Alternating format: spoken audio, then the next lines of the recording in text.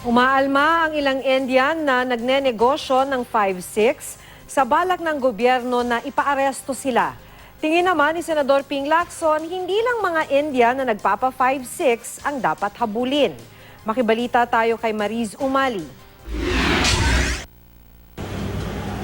Sa isang Sikh temple sa Maynila, nakilala ko ang ilang Indian nationals na nagnenegosyo ng 5-6 sa Pilipinas. Bilang respeto sa kanilang relihiyon, kinailangan ko magsuot ng bandana bago ko sila makapanayam. Mula nang manirahan si Goldie Kumar dito sa Pilipinas, mahigit 7 taon na ang nakalilipas, 5-6 na raw ang naging tanging niyang kabuhayan. 5-6 ang tawag sa paraan ng pagpapautang kung saan may tubo agad na 20% sa singil. Ibig sabihin, pag nagpautang ka halimbawa ng 5,000 piso, magiging 6,000 piso na ito pag siningil. Laking gulat daw niya nang ipag-utos ni Pangulong Rodrigo Duterte na ipaaresto kahit walang arrest warrant o di kaya ipadedeport ang mga sangkot sa ganitong negosyo na walang lisensya o permit. Siyempre, unahan ma'am, mahirap kasi yung yung tanggapin yung bigla na sinabi tigil yung trabaho 5-6. Yun na talaga trabaho namin eh. Buhay namin ma'am yun eh.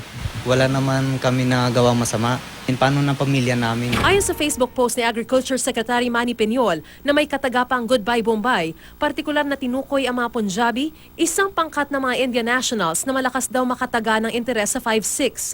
Pero paglilinaw ng mga nakausap ng GMA News ng mga Indian national na nagpapa 5-6, hindi raw totoong nananaga sila ng tubo sa mga pautang. Hindi rin daw sila naniningil ng 20% ng tubo sa loob ng isang buwan. Kung kailan daw makaluwag ang kanilang pinautang ay tsaka sila naniningil.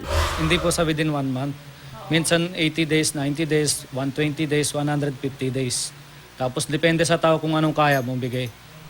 Kahit gaano mahirap, bigay kami agad. Typecast na po kami na 5-6, kami lang nagpa 5-6. We cannot change that. So, pero hindi naman kami po masama. Helpful naman po kami.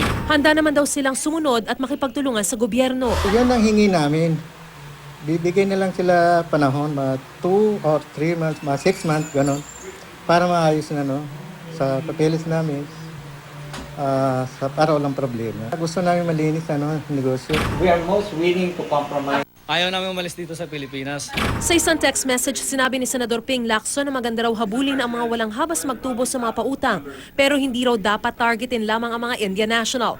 Meron din naman daw kasing mga Pinoy at Chinese national na sangkot sa ganitong abusadong pagpapautang. Mariz Umali, GMA News.